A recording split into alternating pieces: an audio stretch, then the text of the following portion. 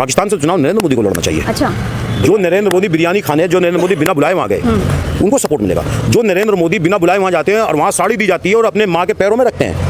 आपको विपक्षी रैली नहीं दिखाई, मैं बता रहा हूँ ना आपको, हाँ मैं बता रहा हूँ, आपको नहीं दिखाई देता कि हमने अभी जो है महाराष्ट्र के अंदर रैली की बहुत बड़ी, आपको नहीं दिखाई देता हमने दिल्ली के अंदर रैली की बहुत बड़ी, आपको नहीं दिखाई देता हमने हिमाचल के अंदर रैली की बहुत बड़ी। हमारी कई दर्जनों रैली हो चुकी है। ये प्रत्याशी अतुल गर्ग अभी ढोलाना विधानसभा में जो ठाकुर वो साठा चौरासा कहलाती है, जो ठाकुर बहुल क्षेत्र है, उसमें इनका प्रत्याशी अतुल गर्ग और इनका अध्यक्ष महानगर पीटे गए हैं। अच्छा। लाठियों से उनका स्वागत किया गया है। चुनाव की शुरुआत नहीं हुई और प्रधानमंत्री को यहाँ आना पड़ गया। अब आपको तो समझ जाना चाहिए कि माहौल क्या है। फिर भीड़ ये कह रहे थे कि 10 लाख लोग आ रहे हैं, जबकि 11 जिलों से लोग बुलाए गए थे यहाँ पे, और 10 लाख नहीं, 1 लाख भी नहीं हुए। जब भी जिस दिन नरेंद्र मोदी जी को लगेगा कि तुम प्रधानमंत्री पद से हट रहे हो, उस दिन वो देश के अंदर राष्ट्रपति शासन नहीं इमरजेंसी लगा देंगे और विपक्ष के नेताओं को जेल ठूस देंगे। उसकी वजह यह है कि इसीलिए उन्होंने राष्ट्रपति एक कठपुतली बनाई है, और राष्ट्रपति कोई आडवाणी जी को या कोई ऐसा पॉलिटिकल आदमी नहीं बनाया जो कि देश के हित में सोच करके प्रधानमंत्री जो गलत फैसले लेंगे उसके खिलाफ हो सके। हम तो कांग्रेस के वो लोग हैं जिन्होंने अटल बिहारी वाजपेयी के घुटने का ऑपरेशन कराया, वो लोग हैं। हम वो लोग हैं जिन्होंने जब विपक्ष खत्म होते देखा 2 सांसदों का इस्तीफा देकर के अटल आडवाणी को संसद में लाए। नमस्कार, मैं हूं आपके साथ कोमल सिसोदिया और आप देख रहे हैं वॉइस हाई इंडिया। लोकसभा के चुनाव बेहद नजदीक आ चुके हैं। एक हफ्ते से कम का वक्त बचा है, लेकिन जनता के बीच में क्या मुद्दे हैं, कौन से अहम मुद्दे होने वाले हैं, लोकल मुद्दों पर भी बात करेंगे और जो नेशनल मुद्दे हैं, चाहे वो विपक्ष को लेकर के भी हम बात करेंगे। जिस तरह से आज तमाम विपक्षी नेताओं को जो है टारगेट किया जा रहा है, उन सारे मुद्दों पर हम बात करेंगे। लेकिन सबसे पहले हम बात करते हैं चुनावी मुद्दों पर। जी, क्या नाम है सर आपका? मेरा नाम नसीम खान है। जी, क्या लगता है इस बार चुनाव में कौन से मुद्दे जो है सबसे ज्यादा अहम रहने वाले हैं?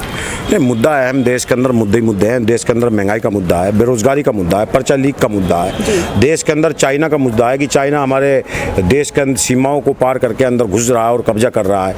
देश के अंदर आतंकवादियों द्वारा लगातार सैनिकों की शहादत है जो अभी भी श्रीनगर के अंदर हुई है। देश के अंदर सरकार में बैठी हुई जो है पार्टी है, उसके जो मुखिया झूठ बोलते हैं वो बड़ा मुद्दा है। देश के अंदर पुलिस कस्टडी के अंदर उत्तर प्रदेश के अंदर जो हत्याएं हो रही हैं वो मुद्दा है। देश के अंदर इलेक्टोरल बॉन्ड का मुद्दा है कि देश के अंदर चंदे के नाम पर जो धंधा किया जा रहा है और वो भी प्रधानमंत्री की नाक के नीचे किया जा रहा है, प्रधानमंत्री के इशारे पे किया जा रहा है, ये मुद्दा है। ये सारे मुद्दे हैं देश के अंदर, देश को पता मुद्दा है। इसीलिए आज भारतीय जनता पार्टी का चुनाव। आपने ये जो तमाम मुद्दे गिनवाए हैं, क्या लगता है ये मुद्दे ज्यादा जनता के बीच में जाएंगे? इलेक्टोरल बॉन्ड का मुद्दा हो, वो चाहे चीन का मुद्दा हो, क्यों नहीं जाएंगे? ठीक है, हम मानते हैं कि परिस्थिति विपरीत है, और वो परिस्थिति विपरीत इसलिए नहीं कि लोग हमारी आवाज़ को नहीं सुन रहे हैं या लोग विपक्ष की आवाज़ को नहीं सुन रहे हैं। परिस्थिति विपरीत इसलिए है कि देश का स्ट्रीम मीडिया, जो आज मीडिया को समाचार देखने का रंग बदला है और समाचार प्रेजेंट करने का जो रंग बदला है, और शाम को 3 घंटे जो घर में टेलीविज़न के ऊपर जो है समाचार के शो चलते हैं, हल्ला बोल, देश की बात, बड़ी बात, पूछता है भारत, पूछता है इंडिया, ये जो शोर शराबे का न्यूज़ है, ये सारा का सारा सरकार ने कब्जा किया हुआ है। लेकिन इलेक्टोरल बॉन्ड का मुद्दा तो कहीं ना कहीं विपक्ष, अगर बात करूं मैं विपक्ष की, तो वो खुद कमजोर पड़ता दिख रहा है क्योंकि विपक्षी मुद्दा नहीं उठा रहे। नहीं, ऐसा नहीं है। आज के समय में महंगाई का, बेरोजगारी का, इलेक्टोरल बॉन्ड का, शहादत होते सैनिकों का सबसे बड़ा मुद्दा पर्चा लीक का आज के समय में विपक्ष में खासकर राहुल गांधी उठा रहे हैं। अच्छा। और खूब उठा रहे हैं, प्रेस कॉन्फ्रेंस करके उठा रहे हैं, बार बार प्रेस कॉन्फ्रेंस कर रहे हैं। लेकिन प्रॉब्लम यह है कि स्ट्रीम मीडिया उन मुद्दों को, जिनका दायित्व है कि इन मुद्दों को उठाना और सरकार जो गलत काम कर रही है उनको लाना, विपक्षी आवाज़ को मजबूत देना, स्ट्रीम मीडिया बिल्कुल पूरी तरीके से दलाली पर उतर आई है। तो मैं तो धन्यवाद देना चाहता हूँ आपके लाइव इंडिया को, वॉइस को, जो यूट्यूब चैनल है उनको मैं धन्यवाद देना चाहता हूँ। कम से कम अपनी जिम्मेदारी को निभा रहे हैं और कुछ ना कुछ बाहर ला रहे हैं। ये बड़ी बात है। आप लोगों के माध्यम से ये जो मोबाइल पे चल रहा गांव देहात में, मैं कल गांव में था तो गांव में लोग देखते हैं और बात करते हैं। जब मैं उनसे पूछता हूं कि तुम्हें कैसे पता, कि लोग टेलीविजन उस पर मोबाइल पे आ रहा था, तो मतलब टेलीविजन का कोई नहीं बताता, मोबाइल से सच्चाई पता चलती है। ये निश्चित रूप से कहीं ना कहीं आप लोग जिम्मेदारी निभा रहे हैं। लेकिन स्ट्रीम मीडिया ने जिस तरीके से विपक्षी आवाज़ को दबाया, जो आप ये बात कह रहे हैं कि आप नहीं उठाते हो, हम बहुत उठाते हैं। हम इतना उठाते हैं कि उतना कोई नहीं उठाता है, लेकिन हमारी आवाज़ को दबाने का काम करता है। लेकिन फिर भी मैं मानता हूं आप लोगों के माध्यम से देश में ये बात पहुंच रही है। इसी की वजह से आज भारतीय जनता पार्टी का चुनाव, जो बहुत हाइप पे होना चाहिए था, प्रचार जो बहुत मजबूत होना चाहिए था, बहुत ताकत में होना चाहिए था, वो चुनाव प्रचार भारतीय जनता पार्टी का कहीं ना कहीं दबा हुआ है। बीजेपी लगातार ताबड़तोड़ रैलियां कर रही है एक के बाद एक, लेकिन विपक्ष के नेता जो है अभी तक कहीं भी जमीनी स्तर पे कहाँ ताबड़तोड़ रैलियां कर रही है बीजेपी? मुझे बता दें, आपको विपक्ष की रैली नहीं दिखाई? मैं बता रहा हूँ ना आपको, हाँ मैं बता रहा हूँ, आपको नहीं दिखाई देता कि हमने अभी जो है महाराष्ट्र के अंदर रैली की बहुत बड़ी, आपको नहीं दिखाई देता हमने दिल्ली के अंदर रैली की बहुत बड़ी, आपको नहीं दिखाई देता हमने हिमाचल के अंदर रैली की बहुत बड़ी, हमारी कई दर्जनों रैली हो चुकी है, ये नहीं दिखाई देता। हाँ, इनकी रैली हो रही है, इनके खिलाफ रैली हो रही है, अभी जो सहारनपुर के अंदर हुआ ठाकुर समाज की रैली हुई बहुत बड़ी, इनके खिलाफ हो रही है। इनके नेता, आप गाजियाबाद में खड़ी हैं शायद, और गाजियाबाद लोकसभा के अंदर इनका जो प्रत्याशी है अतुल गर्ग, अभी धौलाना विधानसभा में जो ठाकुर, वो साठा चौरासा कहलाती है जो ठाकुर बहुल क्षेत्र है, उसमें इनका प्रत्याशी अतुल गर्ग और इनका अध्यक्ष महानगर पीटे गए हैं। अच्छा। लाठियों से उनका स्वागत किया गया है। तो ये आपको क्या ये दिखाई नहीं देता? इनके खिलाफ माहौल है पूरी तरीके से। आज देखिए, ये पश्चिमी उत्तर प्रदेश हिंदुत्व की सबसे बड़ी प्रयोगशाला था। 2017 का चुनाव आने से पहले विधानसभा मुजफ्फरनगर दंगा होता है और भारतीय जनता पार्टी कराती है। उसके बाद 2022 में यह दंगा होता है। उसके बाद पूरे पश्चिम उत्तर प्रदेश के अंदर राम मंदिर माहौल बनाया जाता है। पूरे देश के अंदर सबसे बड़ा जो प्रयोगशाला है पश्चिम उत्तर प्रदेश है, और उत्तर प्रदेश इसलिए कि मोदी गुजरात से यहाँ लड़कर चल करके आए। पश्चिम उत्तर प्रदेश का पहले और दूसरे नंबर का चरण का चुनाव है। इसमें भारतीय जनता पार्टी सबसे ज़्यादा पिटती हुई दिखाई दे रही है। आज यूट्यूब चैनलों पर और चैनलों पर, अखबारों पर गाहे बगाए ये इस बात सुनने को मिल रही है कि भाजपा पश्चिम में पिछड़ती जा रही है, और जब प्रारंभ में पिछड़ेगी पश्चिम में, उसकी सबसे बड़ी वजह है, मैं आपसे पूछना चाहता हूं, कैराना के अंदर क्या एक राशन चुनाव हार रही है?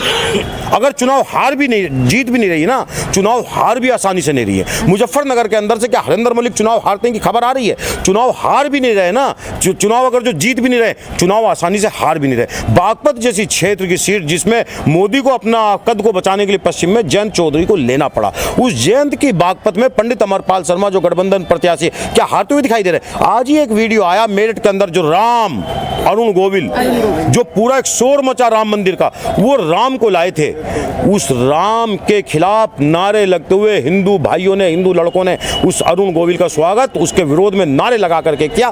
तो वहां पर जो हमारे जो वर्मा जी हैं, सुनीता वर्मा है प्रत्याशी है, जो बहुत ताकतवर महिला है और दलित समाज से आती महापौर रही है, वो चुनाव अगर जीत भी नहीं रहे ना, तो चुनाव आसानी से हार भी नहीं। वो सीटों पे गठबंधन की ताकत नजर आ रही है जिन सीटों पे भारतीय जनता पार्टी का आसानी से कब्जा हुआ करता था। अच्छा, जिस तरह से अभी बात करी नसीम साहब ने कि उत्तर प्रदेश में जो है बड़ी तादाद में राजपूत जो है खिलाफत में बीजेपी के, तो क्या लगता है क्या बीजेपी के इस बार वोटों पे काफ़ी ज़्यादा असर पड़ने वाला है इस चीज़ से? इसका असर पड़ेगा जी। 80 टिकट जो हैं इन्होंने राजपूतों के वो काटे हैं जी। इनकी सहारनपुर में अभी रैली हुई, उसी में उन्होंने ऐलान करा, फिर उसके बाद धौलाना में इन्हें पीटा गया। अतुल गर्ग जो हमारे यहाँ के पूर्व मंत्री रहे हैं और महानगर अध्यक्ष यहाँ के। जी। गाजियाबाद में क्या माहौल चल रहा है? गाजियाबाद में तो कह रहे हैं अतुल गर्ग जीत रहे हैं, बड़ा अच्छा काम। भाई साहब एक बात बताओ, गाजियाबाद के माहौल की अब आपको बताता हूँ कि अभी चुनाव की शुरुआत नहीं हुई और प्रधानमंत्री को यहाँ आना पड़ गया। अब आपको तो समझ जाना चाहिए कि माहौल क्या है। क्या माहौल है? कौन नहीं मतलब, और फिर भीड़ ये कह रहे थे कि 10 लाख लोग आ रहे हैं, जबकि 11 जिलों से लोग बुलाए गए थे यहाँ पे, और 10 लाख नहीं 1 लाख भी नहीं हुए जब भी है। अच्छा, मतलब यहाँ भाजपा को टक्कर कौन देगा फिर? गाजियाबाद में भाजपा को टक्कर कांग्रेस देगी। कांग्रेस और भाजपा की सीधी लड़ाई है। डॉली शर्मा जीतेंगी। डोली शर्मा? हाँ जी। कह रहे हैं कि ब्राह्मण है, आप ब्राह्मण भी नाराज हैं डोली शर्मा से? कौन कह रहा ब्राह्मण नाराज है? ब्राह्मण एकजुट है और डॉली शर्मा के साथ हैं। क्या ब्राह्मण के बाद के देख के वोट देंगे क्या? मैं ब्राह्मण होने के साथ साथ मैं कांग्रेसी भी हूँ, और सबसे बड़ा बात इस देश के का चिंता करने वाला भी हूँ कि भाई इस देश में अगर कोई दिक्कत हो रही है, अगर प्रधानमंत्री की वजह से, मोदी की वजह से आज जो महंगाई, बेरोजगारी, शिक्षा, चिकित्सा, ये किसकी देन है? Electoral bond. तो ब्राह्मण किस तरफ जा रहे हैं गाजियाबाद किस तरफ इस बार? डॉली शर्मा की तरफ जा रहे हैं। पूरा ब्राह्मण जा रहे हैं क्या? हाँ जी। ब्राह्मण बीजेपी को वोट नहीं देगा, फिर किसको देगा? डॉली शर्मा को वोट देगा। तो क्या लगता है डॉली शर्मा कामयाब हो पाएंगी इस चीज़ में, बीजेपी को मात देने में? अतुल गर्ग 4 जून को आप रिजल्ट देख लेना, डॉली शर्मा जीत के जाएंगी। देखो ये तो तय है कि राजपूत वोट आपके खिलाफ जा रहा बीजेपी के। अच्छा। गाजियाबाद ही नहीं, मैं पश्चिमी उत्तर प्रदेश की सबकी बात कर रहा हूँ। और ये यदि इनके खिलाफ न जाता, इनको डर ना होता, तो केशव प्रसाद यहाँ होकर चले गए, जी। ब्रजेश पाठक यहाँ आ गए, कल ही आए हैं, और जी प्रधानमंत्री यहाँ होकर चले गए, योगी जी फिर आ रहे हैं।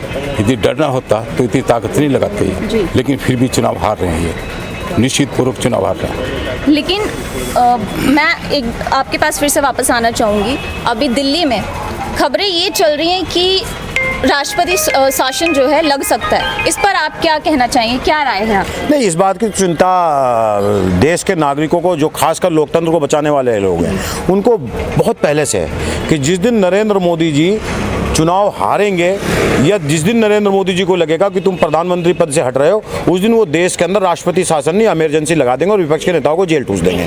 उसकी वजह यह है कि इसीलिए उन्होंने राष्ट्रपति एक कठपुतली बनाई है, और राष्ट्रपति कोई आडवाणी जी को या कोई ऐसा पॉलिटिकल आदमी नहीं बनाया जो कि देश के हित में सोच करके प्रधानमंत्री जो गलत फैसले लेंगे उसके खिलाफ हो सके। हम ये बात मानते हैं, इस बात को अच्छी तरीके से जानते हैं, बहुत अच्छी तरीके से जानते हैं कि मोदी जी डरते हैं। मोदी जी वो तानाशाह है जो देश के अंदर डर अपने दिल के अंदर रखते हैं। देश के प्रधानमंत्री किससे डरते हैं? डरते हैं देश के प्रधानमंत्री, डर इस बात से डरते हैं ना मोदी जी को कि इलेक्ट्रोल बॉन्ड का भूत उनके पीछे चिपक चुका है। इलेक्ट्रोल बॉन्ड के नाम से जो चंदे के नाम पर धंधा किया गया है, उस पे डर है। पाकिस्तानी कंपनियों से जो पैसा लिया गया है, वैक्सीन बनाने वाली कंपनी से जो पैसा लिया गया है, और उन कंपनियों से पैसा लिया गया जिनके पीछे ईडी सीबीआई लगी हुई थी।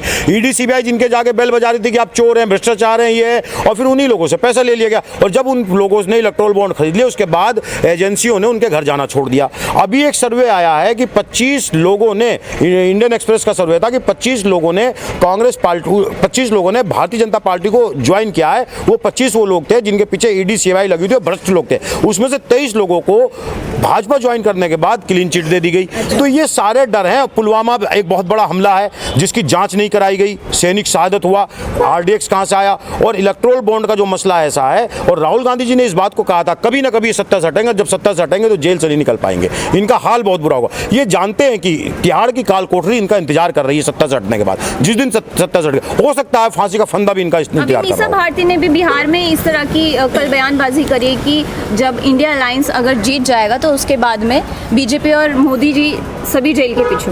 देखिए, कांग्रेस पार्टी या देश के लोकतंत्र पे विश्वास रखने वाले लोग कभी एक तो धर्म युद्ध नहीं करते, किसी धर्म और जाति के विषय से अभियान नहीं चलाते, और देश के कोई चिंता करने वाले लोग कभी अपनी विपक्षी नेताओं को जो है जेलों में नहीं ठूसते। हम तो कांग्रेस के वो लोग हैं जिन्होंने अटल बिहारी वाजपेयी के घुटने का ऑपरेशन कराया, वो लोग हैं। हम वो लोग हैं जिन्होंने जब विपक्ष खत्म होते देखा 2 सांसदों को इस्तीफा देकर के अटल आडवाणी को संसद में लाए।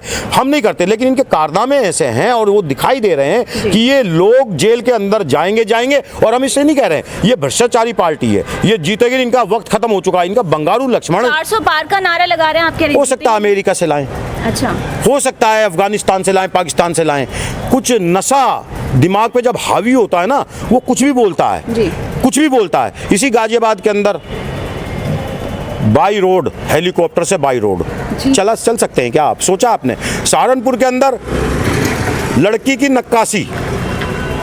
नक्काशी मतलब आपके दिमाग पे स्लिप ऑफ टंग हो जाता है। स्लिप ऑफ टंग ऐसे नहीं होता, बार बार नहीं होता है। अच्छा। बार बार नहीं होता है, स्लिप ऑफ टंग नहीं होता है। शायद मैं मानता हूँ उस समय जिस समय लकड़ी की नक्काशी बोला गया, उस समय कहीं हो सकता लड़की की नक्काशी बोला गया, हो सकता है उस समय मंडी एक विधान लोकसभा है हिमाचल के अंदर, वहाँ एक बहुत बड़ी बॉलीवुड एक्टर है, हो सकता है मोदी जी के दिमाग में कहीं कुछ उस प्रत्याशी के बारे में सोच विचार चल रहा हो तो उन्होंने बोल दिया होगा। क्योंकि बड़ी प्रेमी, बड़ी चाहत देने वाली, जिन्होंने बताया कि पहले प्रधानमंत्री सुभाष चंद्र बोस जी, उन्होंने बताया कि आज़ादी हमें 2014 के बाद मिले। शायद उसके बारे में सोच रहे होंगे कि ऐसा कैसे बोल सकती है जिसको हमने टिकट दे दिया, इसीलिए लकड़ी को भी लड़की कह दिया मोदी जी ने। मोदी जी खैर ऐसी चीज़ों के दीवाने भी हैं, मैं मानता हूँ। अच्छा। हाँ, मैं मानता हूँ अच्छी तरीके से। वो तो फकीर आदमी, कहाँ आप इन चीज़ों को लेकर के बोल रहे हैं मोदी जी? वो तो बड़े साधु संत आदमी। मैं ये कहता हूँ 10 लाख का सूट पहनने वाला आदमी जी। फकीर हो सकता है।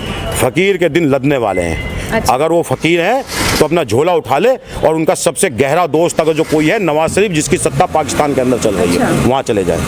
बहुत पाकिस्तान, हमें पाकिस्तान का दुश्मन बताते हैं, पाकिस्तान से चंदा लेते हैं, बीफ कंपनियों से चंदा लेते हैं, बगैर बुलाए वहाँ जाते हैं, और अपने शपथ ग्रहण के अंदर पाकिस्तान के प्रधानमंत्री को बुलाते हैं। अच्छा, तो चंदा तो विपक्षी पार्टियों को भी मिला है चंदा, तो जहाँ तक चंदे की बात है, इलेक्टोरल बॉन्ड की बात करी आपने, और पाकिस्तान की भी बात करी है। पाकिस्तान को लेके भी बीजेपी के नेता बोल रहे कि राहुल गांधी को पाकिस्तान से चुनाव लड़ना चाहिए। पाकिस्तान से चुनाव नरेंद्र मोदी को लड़ना चाहिए। अच्छा, जो नरेंद्र मोदी बिरयानी खाने, जो नरेंद्र मोदी बिना बुलाए वहाँ गए, उनको सपोर्ट मिलेगा। जो नरेंद्र मोदी बिना बुलाए वहाँ जाते हैं और वहाँ साड़ी दी जाती है और अपने माँ के पैरों में रखते हैं, जो मरियम नवाज के खास दोस्तों में हैं, उनको लड़ना चाहिए। पाकिस्तान से तो सपोर्ट उन्हें मिलेगा जो आतंकवादी अजहर मसूद को वहाँ छोड़ करके आए कंधार, करोड़ों रुपए दे करके। पाकिस्तान से तो सपोर्ट उन्हें मिलेगा जिनका एक सांसद जा करके अजहर मसूद की और बड़े बड़े आतंकवादियों के इंटरव्यू लेकर आता है। और अजीत डोभाल जो इनके यहाँ सुरक्षा सलाहकार हैं, जो NSA हैं, वो पाकिस्तान में रहे हुए हैं कई साल। तो पाकिस्तान से सपोर्ट इन्हें मिलेगा, हमें नहीं मिलेगा, क्योंकि हमने पाकिस्तान के 2 टुकड़े किए हैं।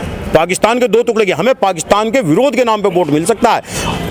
भारतीय जनता पार्टी पाकिस्तान को लेकर के कांग्रेस पे जब हमला करे, जब एक नया बांग्लादेश पाकिस्तान के अंदर बना दे, नहीं तो भारतीय जनता पार्टी को और भारतीय जनता पार्टी के कुकुरमुत्तों को और अंधभक्तों को कांग्रेस की वफादारी और कांग्रेस की पाकिस्तान विरोध नीति पर सवाल उठाने की जरूरत नहीं है, क्योंकि हम वो लोग हैं, हम कहते नहीं हैं हमने पाकिस्तान के 2 टुकड़े करने का काम किया है। अच्छा, मेरा आपसे आखिरी सवाल ये है कि कांग्रेस के तमाम खाते जो है फ्रीज कर दिए गए हैं, तो कांग्रेस कैसे इस बार चुनाव लड़ेगी? देखिए, मैं आपकी बात, आर्थिक तौर पे तो आपके सवाल पे आता जी। हूँ, आपके सवाल पे आता हूँ। जब कांग्रेस मुक्त भारत कर दिया और कांग्रेस को राम विरोधी कह दिया, राम के विरोध में, और कांग्रेस के 400 पार का नारा दे दिया, तो फिर खाते सीज करने की क्या जरूरत थी?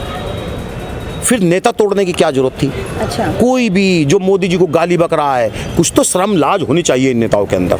मतलब योगी जी को गाली, योगी जी को कहा भीख मंगवा दूंगा। अच्छा, योगी जी से प्रधानमंत्री को कहा फुटपाथ पे ला दूंगा, ऐसे राजभर को। जयंत चौधरी, कहाँ गई किसानों की बात?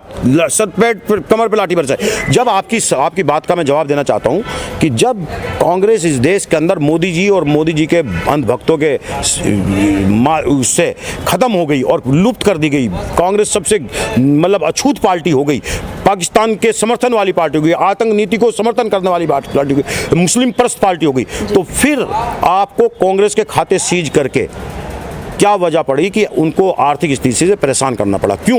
उसकी वजह यह है कि तेल की बात अगर जो कोई कर रहा है, महंगे तेल की, पेट्रोल की, तो कांग्रेस कर रही है।